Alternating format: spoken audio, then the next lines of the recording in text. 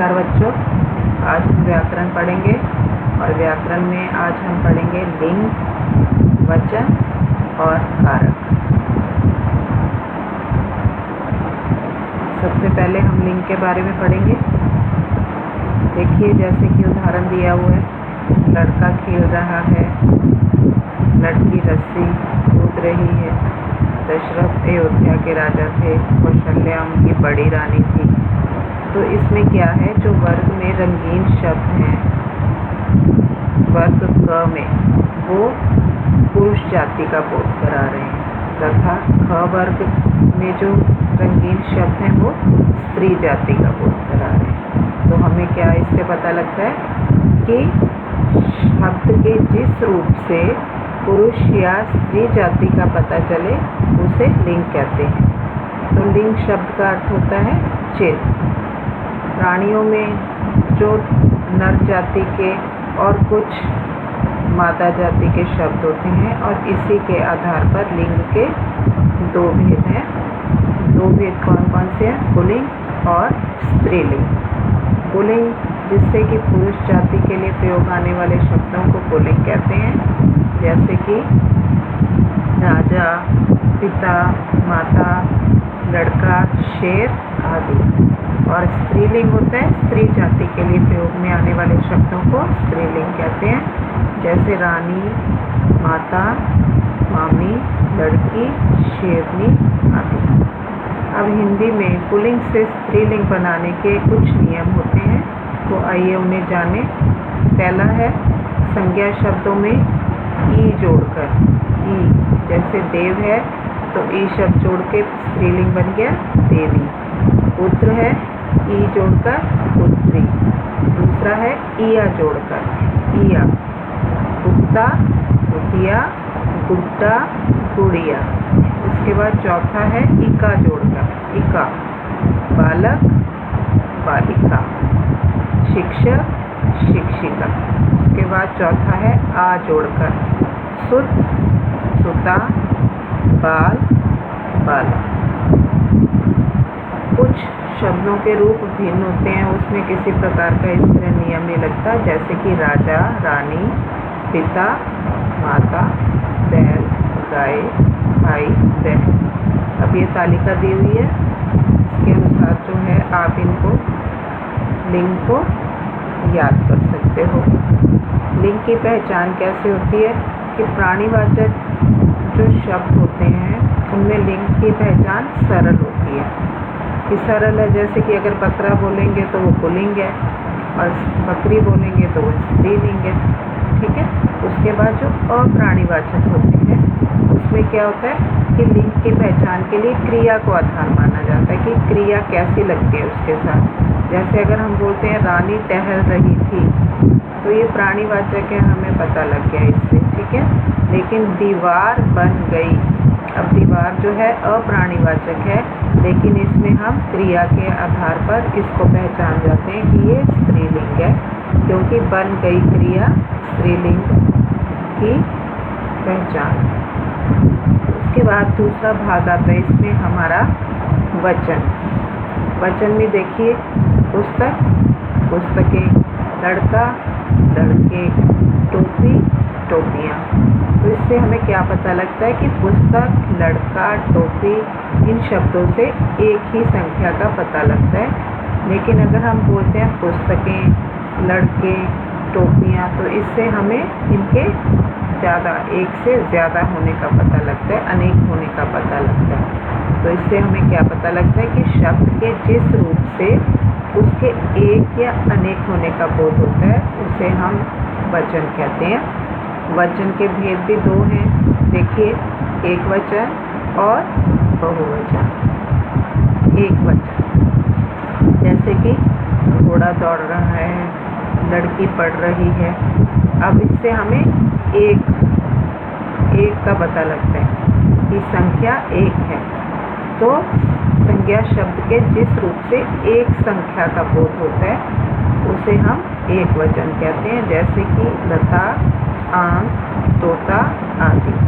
और बहुवचन जैसे कि घोड़े दौड़ रहे हैं, लड़कियां पढ़ रही हैं, तो इससे हमें क्या पता लगता है कि बहुत सी, एक से ज़्यादा, एक से अनेक की संज्ञा के जिस रूप से अनेक का बोध होता है उसे हम बहुवचन कहते हैं, जैसे कि लताएं, आँखें, तोते आदि। अब इसमें वचन परिवर्तन के भी कुछ नियम होते हैं, तो उन नियमों को हम देखेंगे कि पहला है पुल्लिंग शब्दों के आ को ए करने से बहुवचन रूप बन जाता है, जैसे कि तोता, तो ए कर दिया तोते, ज़्यादा बन गया, बहुवचन बन गया। घोड़ा, घोड़े। उसके बाद दूसरा नियम है कि अंतिम अ आपको पता ही है कि ये कोई मात्रा नहीं होती, ये व्यंजन को पूर्ण करने के लिए प्रयोग में लाया जाता है, जैसे कि सड़क। तो इसमें जो अंतिम अ होता है उसको ए करने से बहुवचन रूप बन जाता है, जैसे सड़क, सड़कें, आँख, आँखें। और तीसरा है स्त्रीलिंग शब्दों के अंतिम आ को या को या में बदलकर बहुवचन रूप बन जाता है, सिर्फ चंद्रबिंदु लग जाती है। गुड़िया, गुड़िया, चिड़िया, चिड़िया।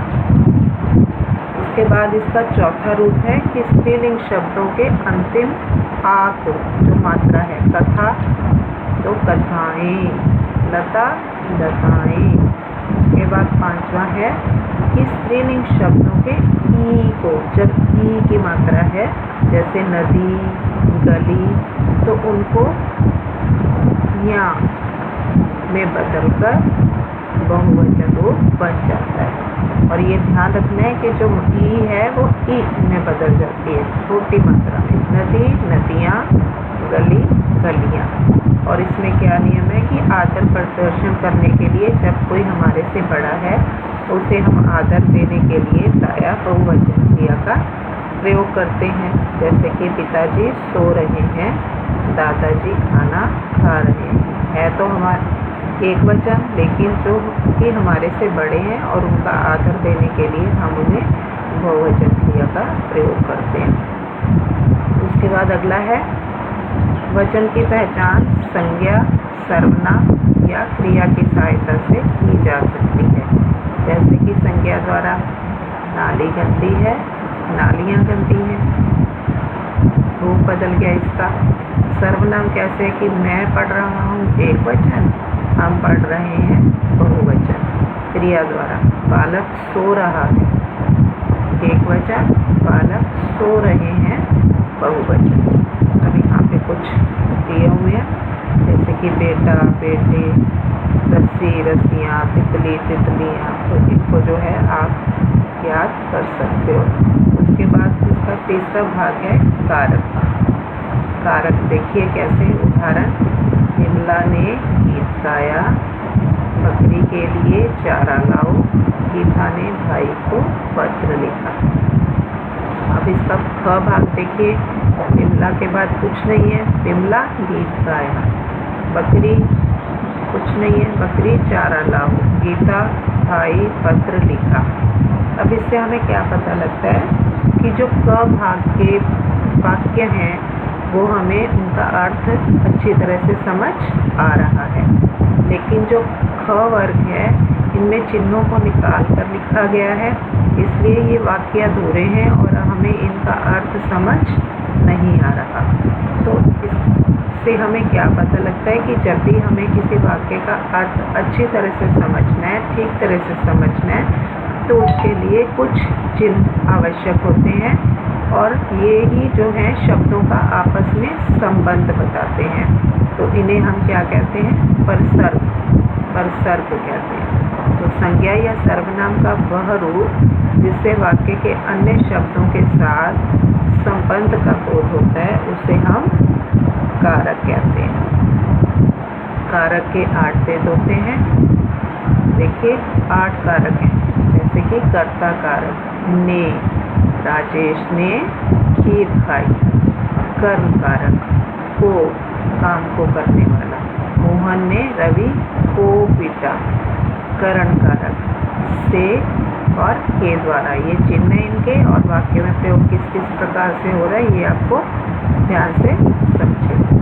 हम बस से स्कूल गए, संप्रदान कारक के लिए पिता बच्चों के लिए फल लाए। अपादान कारक से अलग होना, घोड़े से सवार गिर गया। अब देखिए करण कारक में भी से है और अपादान कारक में भी से है, लेकिन इन दोनों में अंतर क्या है कि कर्ण में वो कार्य को करने का साधन है और अपादान में इससे हमें कि किसी चीज़ से अलग होने का भाव पता लग रहा है। यहाँ पे देखिए घोड़े से सवार गिर गया, ये सवार जो है वो घोड़े से अलग हो गया। उसके बाद है संबंध कारक का, के, की, जैसे कि गंगा का जल पवित्र है। अधिकरण काम को करने का भाव, में पर, अलमारी में कपड़े रखे हैं। और संबोधन कारक हे अरे, हे भगवान मुझे बचाओ। तो इसके बाद क्या है, कभी कभी वाक्यों में इन चिन्हों का प्रयोग नहीं होता, फिर भी भाव या अर्थ की दृष्टि से वाक्य पूर्ण होता है।